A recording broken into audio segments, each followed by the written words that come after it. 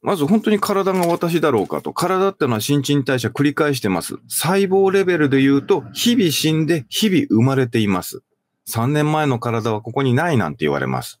だとしたら、継続的にある私って何なんですって。高木玲さん、体イコール私になってますが、それでいくともう3歳の時の私ってもう消えてなくなっているということになりますよね。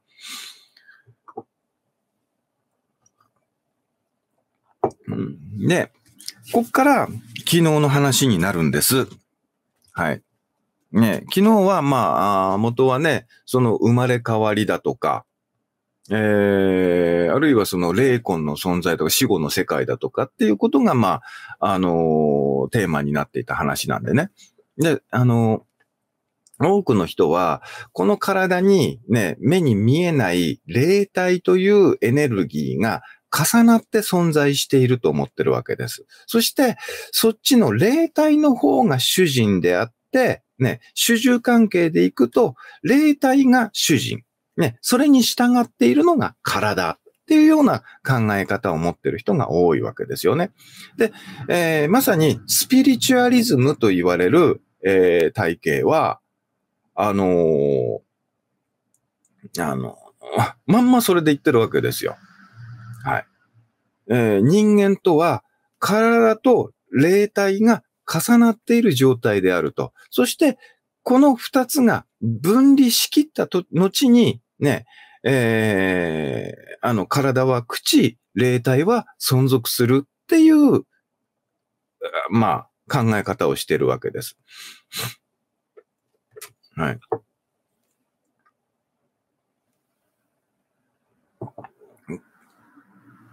うん。で、ワン太郎さんがね、書いてくれましたけど、それね、霊種体重って書いてるんだけど、もうちょっと前の言葉だと、霊種肉汁って言うんだよね。肉。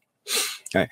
で、かつての人間の営みは、ね、その霊性というものが低いから、ね、野生に従って霊体が従事ているっていうことで、人の営みは悪い方に進んでいたんだ。だから、ね、これを逆転させて、その霊性としての私という感覚を取り戻して、霊種、肉汁にすることによって、人の営みっていうのは良い方に転じていくっていうことを歌っているのが、スピリチュアリズムの基本的な姿勢なんですよ。で、スピリチュアルの、この発想のもっと昔を行くと、スピリチュアリズムが生まれる前からね、例えばグノーシス主義って言われるような考え方だとか、シルバーコードって聞いたことあります？その、人間の体と、精神、ですね、魂をつなぐ、目に見えないシルバーコードというものがあるっていう。で、これは、スピリチュアリズム以前から言われているような発想なんだけど、これは、やっぱりね、ファンタジーなんですよ。そういうものはありません。はい。体の中に何かがある感じっていうふうに、おっしゃられる方がいらっしゃるかもしれませんけど、その何かがあって何のことですか？特定できているんだったら、ね、何かがじゃなくて体の中に感じる、これを私と呼んでいます。だったら、そこでの話の展開が可能なんだけども、曖昧模糊としたままじゃないですか。何かがある感じって。要は何かがって言ってる時点で何も掴んじゃいないってことなんですよ。ね。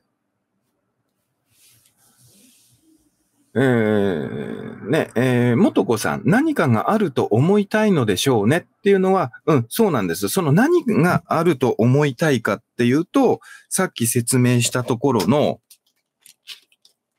はい。このさっきの文脈で大事なポイントはどこかっていうと、ここなんです。はい。私のこの体や精神活動を司っている主人がいてほしいっていうのが人の思いなんです。で、なぜかというと、それは人生が苦しみとして感じられているからなんですね。この苦しみを回避するための操作権、コントロール権を持つ主人がいてくれないと、誰がこの苦しみを解決してくれるのだっていうことになるわけですよ。私のこの人生がうまくいかないのは、この体や心の操作方法を知らないから、もしくはそのコントロールが下手だからだって思ってるわけです。そして、このコントロールの仕方を覚え、上手に使いこなせることで、私の人生は今後好転していくという、その夢を見たいわけです。だから、私がいないは困るわけです。その発想でいくと。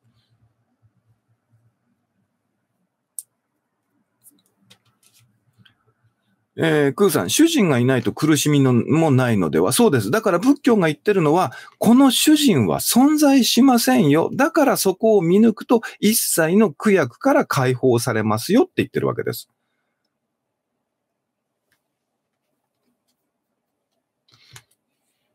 ね。そして、人は、この私とは何かっていう超基本的なところを特攻して、コントロール権を用いる私というものを向上させようということで、様々な情報に出会っていくわけです。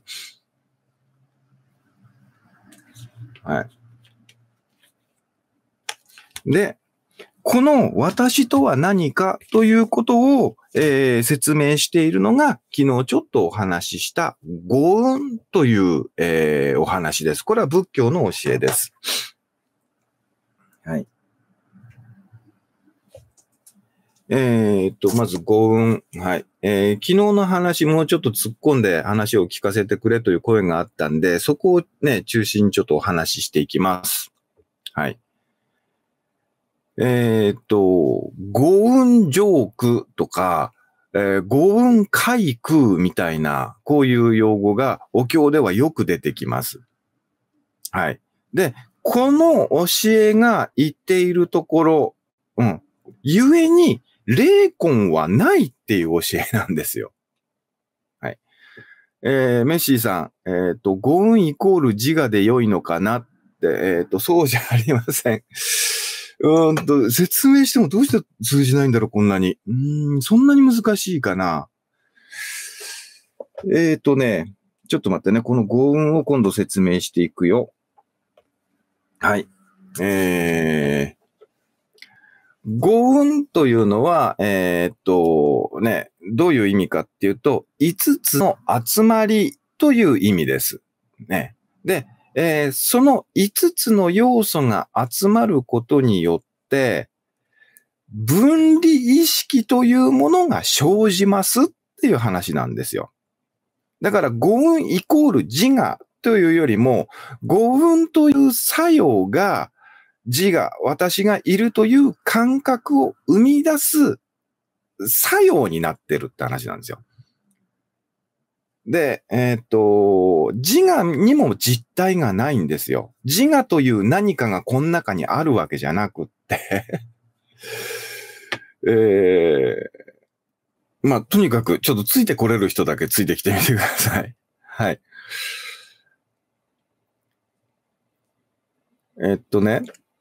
まず、これは、私がいるという感覚を生み出しますと、その誤解をもたらすものです。はい。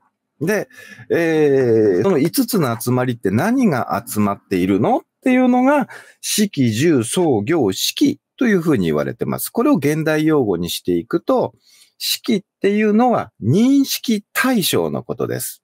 はい。で、認識対象のことを式って言うんですけども、語運の考えるときは分かりやすく、まずその中の体だと思ってくださいと。私がいるという感覚をもたらす要素の一つ目が体があることです。ということです。はい。そしてもう一つは、はい。感受作用ですね。これは、五感と、言ったらいいんですかね。五感と、六書って言うんですけど、仏教では。まず五感ですね。視覚、聴覚、嗅覚、味覚、触覚、それと知覚っていう五感を通さなくても思い描いたりすることとかって可能でしょ？だからそれがもう一つついて、6個のこの感受作用というものをインプットする入力器官がありますよということです。はい。そして、想っていうのは想起作用、イメージが浮かぶことです。はい。そして、行。これは、行動意志ですね。はい。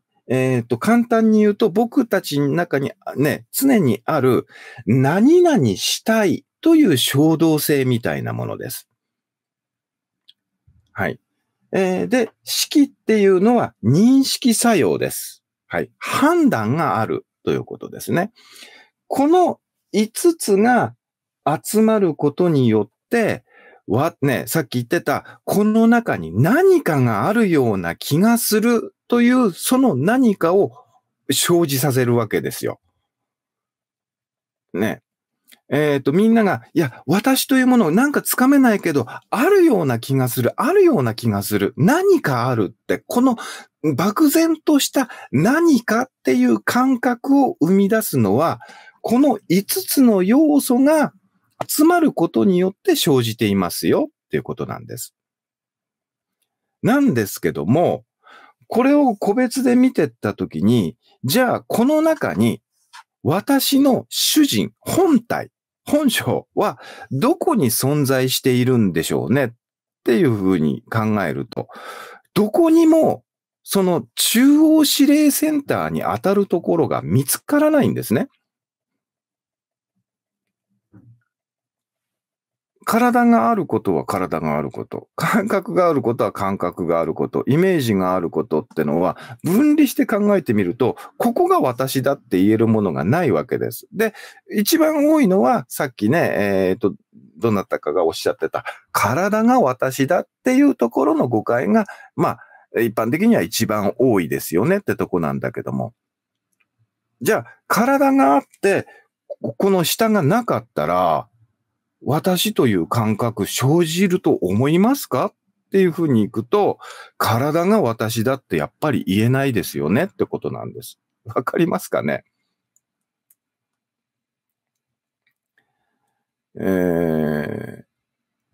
で、この、どこにも中央指令センターがないっていう、働きを複雑系と呼びます。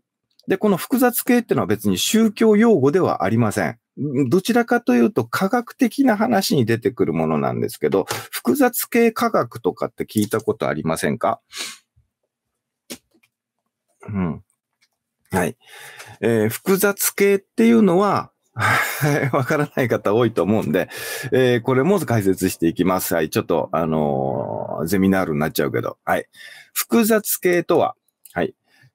相互に関連する複数の要因が合わさり、全体としての何らかの性質を帯びること。あるいは、そういった性質から導かれる振る舞いのことですよと。そして、この相互に関連する相互関係の中に、主従関係が見出せない。それでも存在が成り立っていることを複雑系って言います。はい。で、例としてスマートフォンを挙げてみましょうと。はい。スマートフォンがスマートフォンとしてね、活用できる。そこにはハードウェアとソフトウェアというものが必要です。はい。で、ハードウェアとソフトウェア。これ、どっちが主人かって言えないじゃないですか。ハードウェアだけでソフトウェアがなければスマホって言えないし、逆にハードウェアがなくソフトウェアだけがあってもスマホと言えない。でもこれが連携して成り立つところにスマートフォンがある。こういう意味わかります？で、例えばこの複雑系っていうのはありとあらゆる自然現象の中に、観察できるわけです。複雑系を説明するときに、まあ、例として一番用いられるのが、気候、天気ですね。気候。はい。様々な天気があるわけです。雨が降るというこの現象において、中央指令センターなんてないですよねって話なんです。でも雨は降りますよね。